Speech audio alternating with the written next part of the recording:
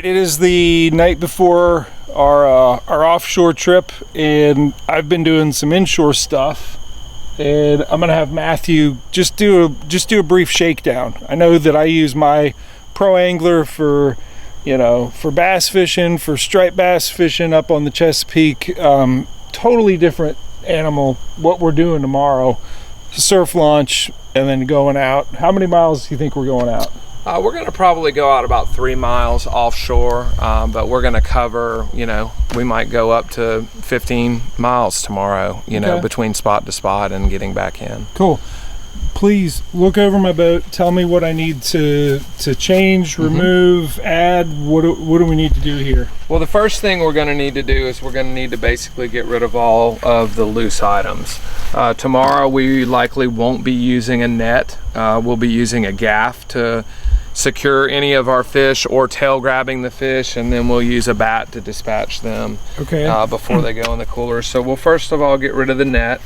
You know, stuff like this, the boga grips, the pliers, all of these things that are tethered off to the kayak is a good idea, but when you're doing a surf launch, you want to have all of this stuff secured, stashed, and stowed away. Okay, so we'll take the boga off and stick it up there. Yeah, put everything up here. I see that your head unit is not on here, so it's you can have that here. Yeah, I got the depth finder. Yep, you're gonna the front hatch is a great spot to store all of the loose items in your kayak while going in and out of the surf. So, you know, you can remove this kind of stuff. Yeah, you know, that taking off that cup holder. Yep, that's going to be a good deal, because then you're going to be able to hop over the gunnel into your seat, because what's going to happen tomorrow is we're going to wade our kayaks out into the water where the wave is breaking onto the shore, because even if there's no big surf, you're always going to have a shore break. And so we will actually drag our kayaks into the water and get anywhere from knee deep to waist deep in the water, and then hop over this gunnel. We'll time it, we'll have our drive in, we'll have our torpedo in. I'm gonna scoot this forward. Yep. Just my Omega Pro rod holder base. Yeah, and so then we'll hop in our seat. Well, that's another thing here. We're going to want to always have our seat in the low position. Okay. So, you know, we'll take care of that. We'll have our seat in the low position. We'll have our tackle box underneath the seat, strapped down and secured. Okay. With that webbing there. We'll want to get rid of this anchor wizard. Yep, I can pull that off. We will not be doing any anchoring. We'll be using the Mirage Drive and primarily the Torpedo tomorrow to hold position and while trolling from spot to spot. So we can get rid of this anchor wizard. We can get rid of our mushroom weight. No need for any of that stuff. Okay. Get rid of this line, which can be a hazard coming in and out of the kayak, or if anything were to happen in the kayak, would capsize. Your sandwich, you know, you're going to want to bring these sandwiches tomorrow, but you're going to want to have them stashed in a good spot.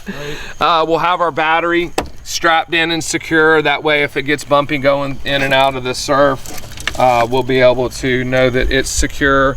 We're going to get rid of this black pack because I'm going to be carrying the majority of the tackle for you tomorrow and things that we'll need for tying on and such, and you will carry a large fish bag for keeping any of our catch that we want to bring home for dinner tomorrow night. Nice. As far as rod and reels go, we're going to lose a lot of this lighter inshore tackle and bass gear. Right. We will take one of these you know, bigger spinning rods to do some of our sabiki to catch bait, the sabiki rig, and also maybe to do some long distance casting with small jigs for bonita, Spanish mackerel, stuff like that.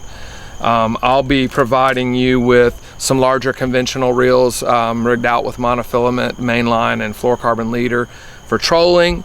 We've got some larger conventional setups, actually small but beefier conventional setups for bottom fishing, and I've got some bigger spinning rods that we'll use in case we find some cobia or mahi free swimming.